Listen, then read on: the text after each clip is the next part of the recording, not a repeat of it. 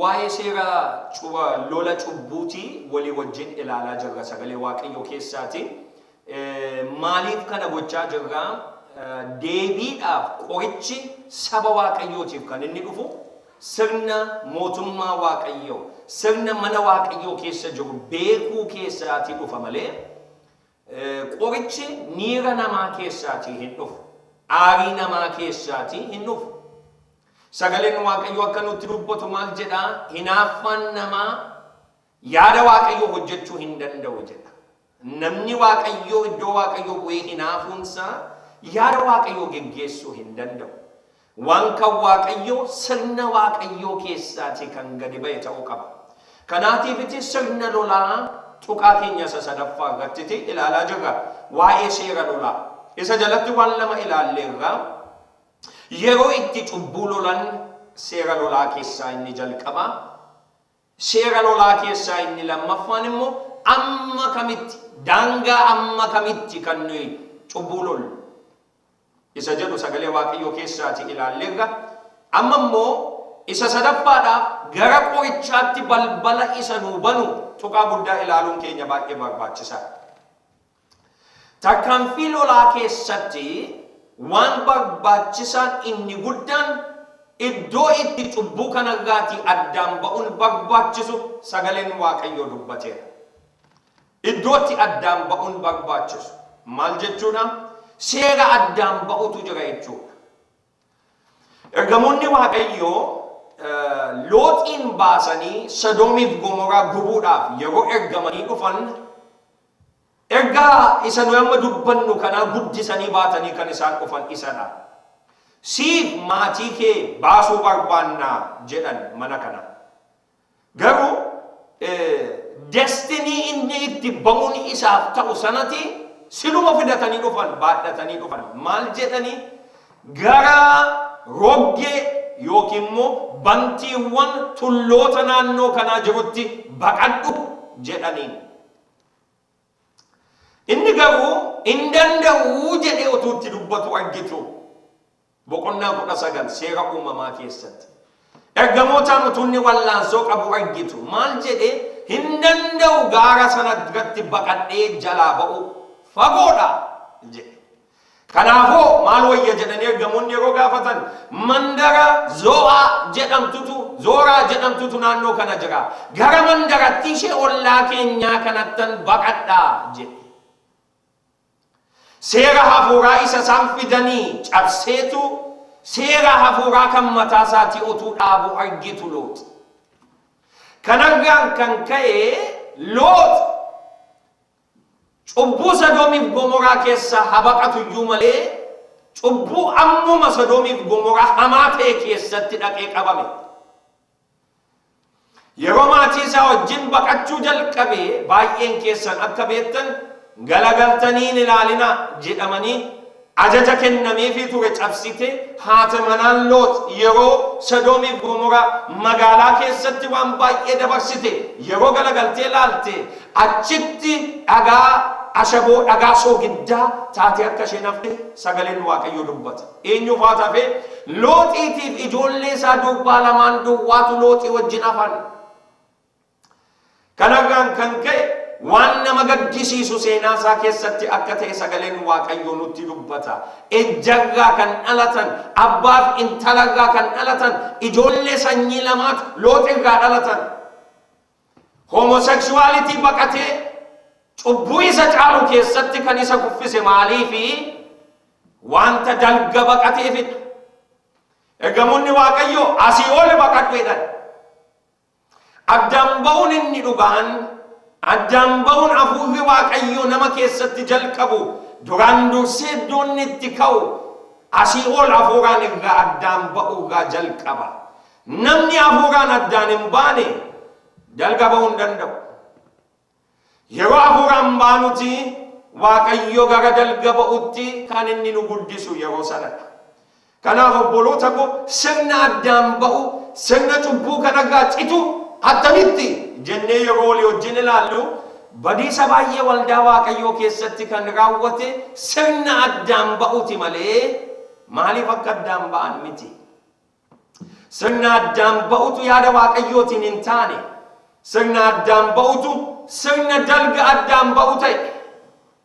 Kanaafuu kan ka'e namni naannoo isaa gosa isaa funaannatee hiriyoota isaa funaannatee mana Waaqayyoo keessatti ammuma cubbuu homoseksuwaalitii kan nama gaddisiisu otuu inni geggeeffamu argina.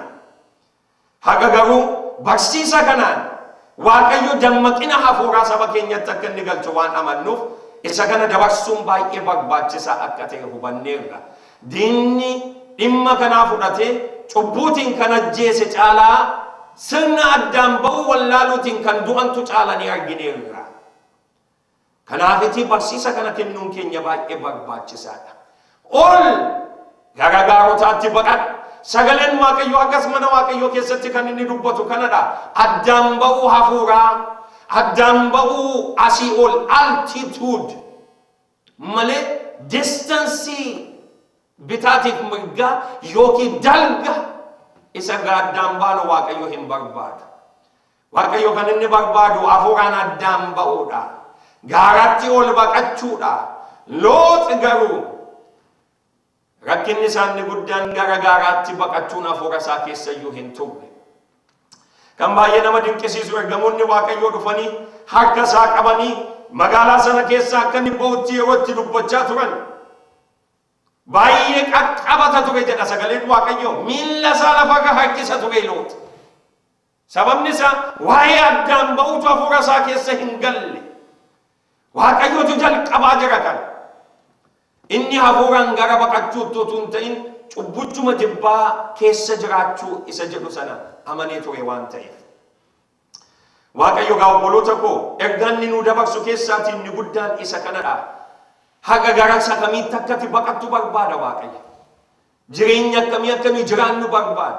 Mana isaa keessatti cubbuu kanaan wallaansoo yeroo qabnu hafuuraan irraa addaan baanee irraa laata. Ol kaanee irraa laata. Isa jedhu sana ilaaluun keenya baay'ee barbaachisaadha. Amma gara addaan ba'utti eega dhufnee seera addaan ba'u tokko lama jennee ilaaluun keenya baay'ee barbaachisaadha.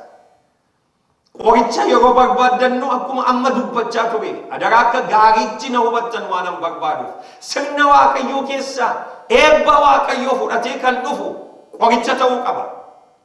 Qoricha nu keessaa dhalate ta'uun isaaf hin ta'u. Qoricha aarii keessaa dhalate ta'uun isaaf hin ta'u. Qorichi mana Waaqayyoo keessaa sirna isaa keessaa kan madde ta'uun isaa baay'ee barbaachisaadha. Kanaaf seera addaan ba'u tuqaa tokko tokko ilaaluun barbaachisaadha.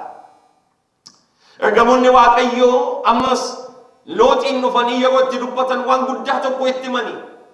Ammati iddoo kanaa baatee adeemtutti nuyi isa ergamneef sana hojjechuu hin dandeenyu jedhan. Waaqayyo adaba fiduudhaaf ijoolleen isaa adaba jalatti akka hin qabamne waan barbaaduuf ijoolleen isaa warri qulqullaa'oon warri yaada isaatti qabaman akka isaan iddoo sana dhiisanii adeeman barbaada. Mirga iddicha irratti adaba fiduu argachuu waan barbaaduuf. Addaan baate malee deemte malee nuyi adaba isa finne sana dhangalaasuu hin dandeenyu jedhan Looxiin. Baay'ee barbaachisaa ta'uun isaa beekamaadha jechuudha. Maaloo addaan ba'i jedhanii gaafachaa turan. Qorontos sagalee Waaqayyoo naadhisaa Phaawulos ergaa Qorontos keessatti sagalee Waaqayyoo keessatti wanta dubbatu waan kana fakkaatu guddaatu jira. Qorontos isa lammaffaa boqonnaa 10 kaaftanii dhattanii yoo ilaaltan akkas jedha.